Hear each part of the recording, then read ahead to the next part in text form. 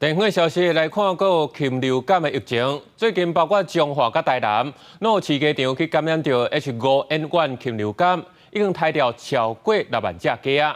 这农业部是指出讲，这波疫情应该是大鸟传播咧传，包括欧美、日本、韩国的案例嘛有增加的趋势，咱国内嘛都要小心提防。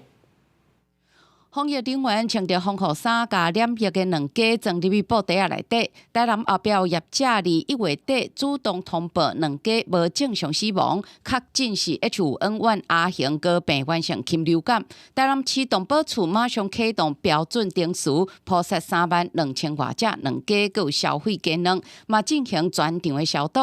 毋但台南、彰化、丰原嘛有2中鸡场染疫，扑杀3万多只鸡仔。康检署指出，这波疫情去年9月透过岛礁啊传开，包括欧美、日韩案例数拢明显增加。它这个病毒依照之前那个美国的经验它的传播力是蛮强的。它可能是说少量的病毒就可以让那个鸡只感染，传播力上它也是比以往的病毒要稍微高一些。国内离这波疫情确诊扑杀案例场累积19例，以鸡仔占多数有16例。虽然当天禽流感的发生会影响生产量，不过国内为过年前业界都已经咧评估产量回升，加上市场消费力减弱，5间整鸡仔场可能需要减少30万到50万只，有估大约消费100万粒的整卵。饲鸡协会表示有讨论到，但还未定案。